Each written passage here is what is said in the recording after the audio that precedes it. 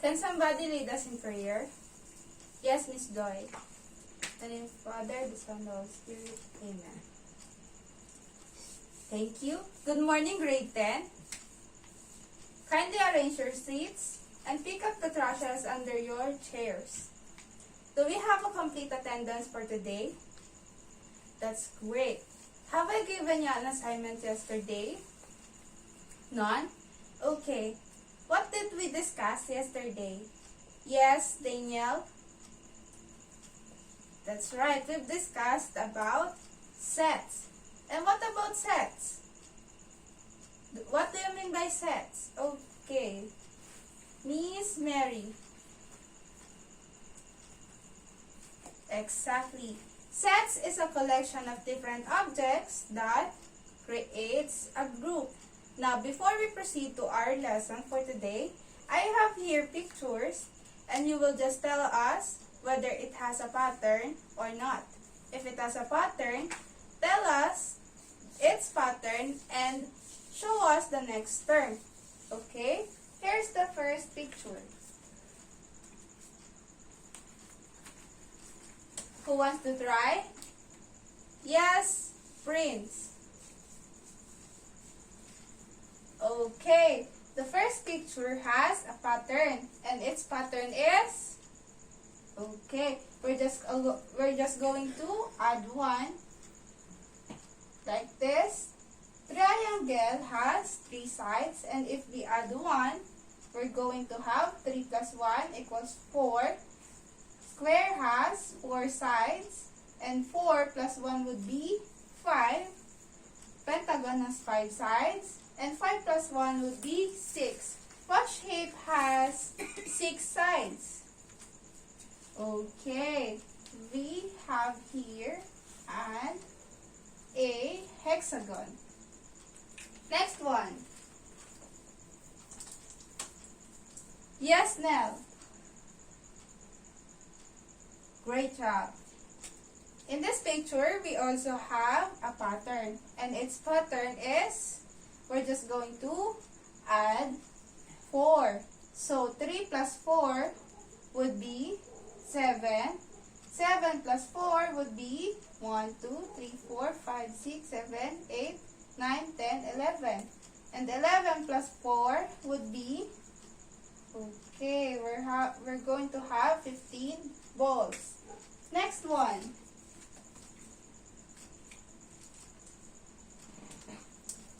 Yes, Kobe. Okay, this picture also has a pattern, and its pattern is, that's right, we're just going to add 2. So 1 plus 2 would be 1, 2, 3. We have here 3 flowers. 3 plus 2 would be 5. We have here 5. 5 plus 2 would be 7. 7 plus 2 would be 9. We're going to have 9 flowers. Last one.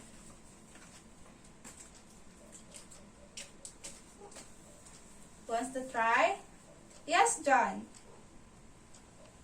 Okay, in this picture, we also have a pattern. Its pattern is, what are we going to do? We're just going to add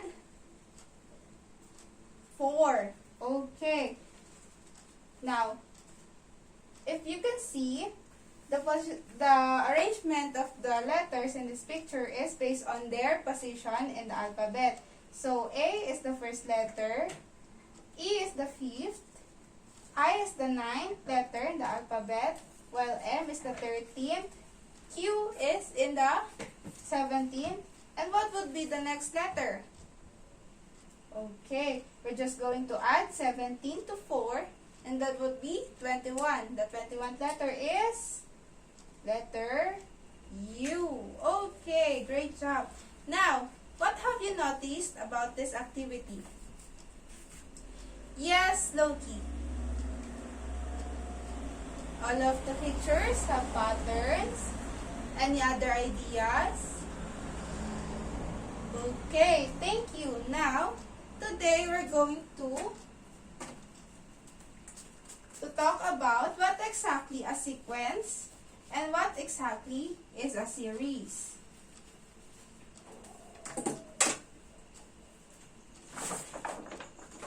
Now, can somebody read what is sequence?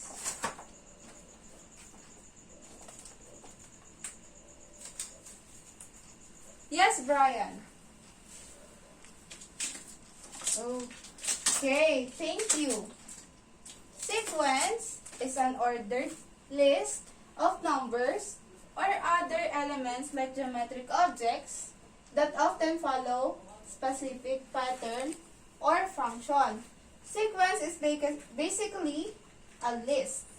We have here an example: 1, 4, 7, 10, 13, and so on. Now, before we proceed, we're just going to talk about a little bit of the terminologies. Now, we have here the first term, and we denoted this as n equals 1. The second term would be n equals 2. Third term is n equals 3, and so on. Now, if we're going to talk about the value of the first term, we refer to it as a sub 1.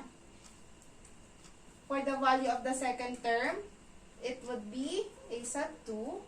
Value of the third term is a sub 3, and so on. Now, let's say we're going to find the value of the sixth term and the value of the seventh term. Now, we're just going to take a look at the pattern of the sequence. What is the pattern of the sequence? Can somebody tell us the pattern? Okay. The pattern of the sequence is we're just going to add 3. So, this will be 1 plus 3 is equals to 4. 4 plus 3 is 7. 7 plus 3 is 10. 10 plus 3 is 13. 13 plus 3 would be 16. 16 plus 3 is 19. Okay, great job. Now, let's have another example. 6, 4, 2, 0, negative 2, and now, we're going to find the sixth term, the value of the sixth term, and the seventh term. Who can try and show us the pattern of the sequence? Yes, Mark. Okay. The pattern of the sequence is we're just going to add negative 2 to the first term so we can get the succeeding term. So this will be 6 plus negative 2 is 4. 4 plus negative 2 is 2. 2 plus negative 2 is 0. 0 plus negative 2 would be negative 2. Negative 2 plus negative 2 is, okay, negative 4. Negative 4 plus negative 2 is negative 6. Good job. Now, for the last example, we have here 200, 100, 50, 25. Now, what is the value of the sixth term and the fifth term rather, and the sixth term? Can somebody tell us the pattern of the sequence?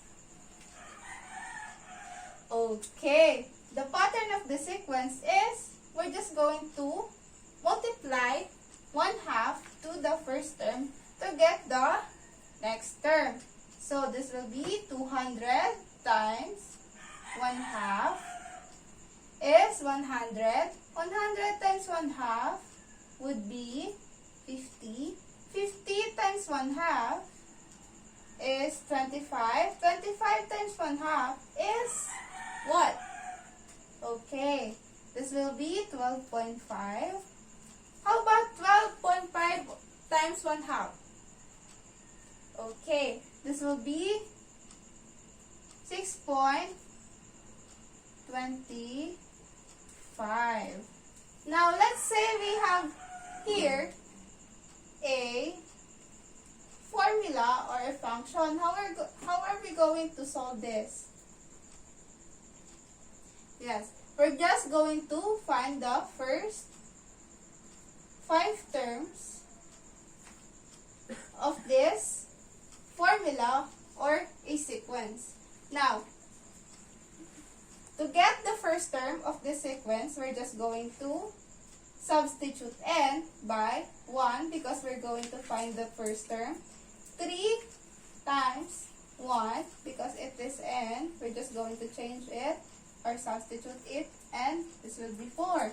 So, a sub 1 would be 3 times 1 minus 4 is negative 1. For the second term, this would be 3 times 2 because n would be 2 now because we're looking for the second term, minus 4. A sub 2 is equal to 3 times 2, 6, minus 4. This will be 2. Now, for the third term, can somebody try to find the third term? Okay, thank you. This would be 3 times 3 minus 4. 3 times 3 is 9 minus 4, 5. This will be 5.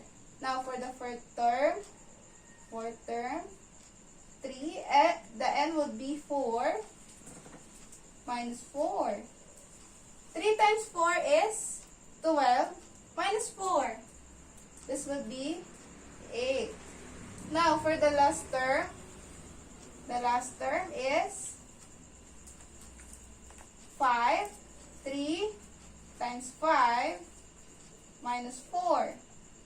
3 times 5 is 15 minus 4. We'll be having 11. Can somebody tell us what would be our sequence? Okay, thank you. Our sequence now would be negative 1, 2, 5, 8, and 11. What would be the pattern? Okay, we're just going to add 3 so we can get the succeeding term. Negative 1 plus 3 would be 2. 2 plus 3 is 5. 5 plus 3 is 8. 8 plus 3 is 11. Okay, now,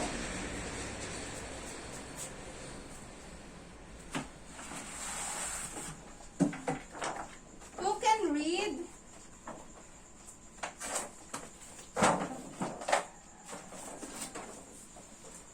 Can somebody read the meaning of series? Yes, Nell. Okay.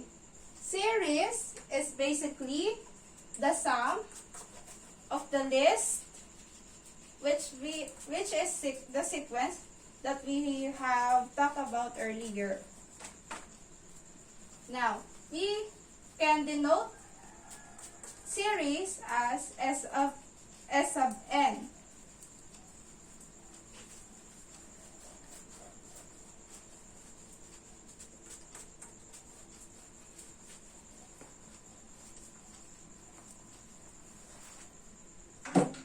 We can denote series as S sub n equals.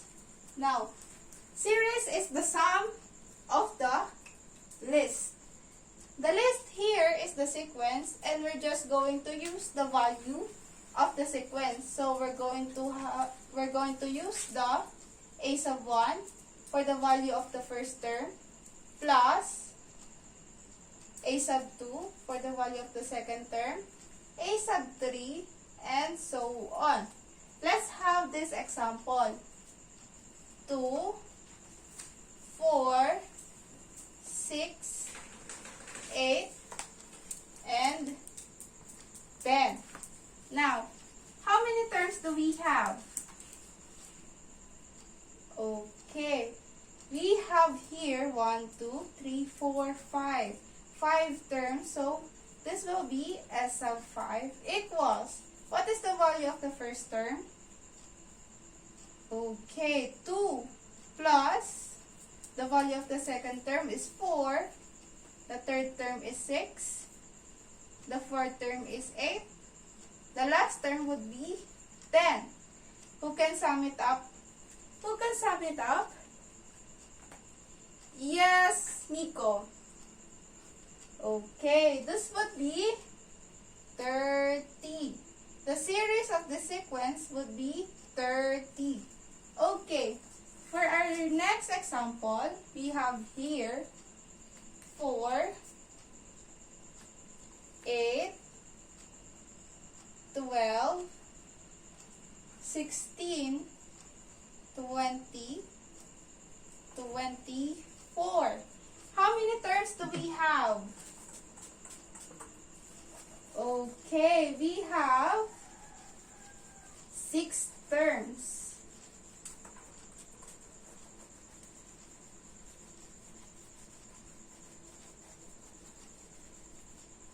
So this would be S sub 6 because we have 6 terms. Now we're going to find the value of we're going to write 4 because it is the value of the first term. 8 plus 12 plus 16 plus 20 plus 24. Who can get the sum of all this sequence, of all these terms rather? Okay, thank you. The sum of these terms would be 84. Okay, thank you. Now, before we proceed to our next activity, I'm going to group you into 2, and your group would be, this one would be group 1, and this would be the group 2. I want you to choose one representative of each group that will answer some problems in one. Okay, you may choose your representative now.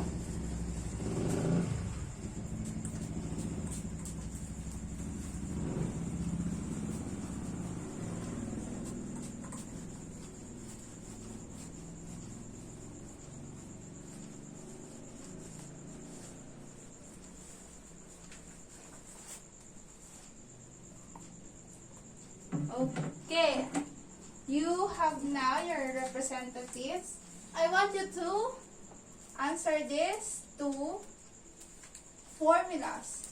And the first one who will get the first 5 terms and the series of these formulas will get extra points. Okay, you may start now.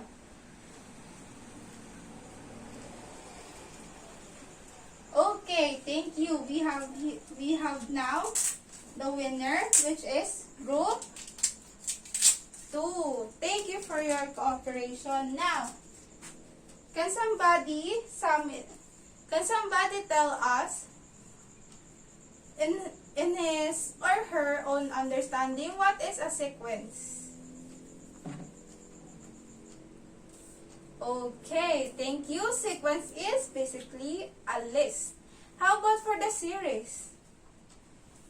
Okay, series is the sum of the list.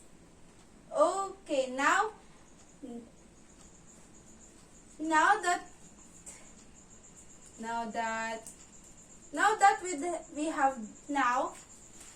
we already know now the sequence and series. I want you to prepare a sheet of paper and we're going to have a 5-item quiz. It is a multiple choice, so you're just going to read carefully the questions and choose the correct answer. Now, I have here, okay, thank you. I have here now the results. And I guess you all have now you got high scores. Okay, now moving on. For your assignment, I want you to search the types of sequence and give at least three examples of each type. Is it clear? Do you have any questions? Clarifications? Okay, thank you. I think that is all for today. Goodbye, everyone. Thank you.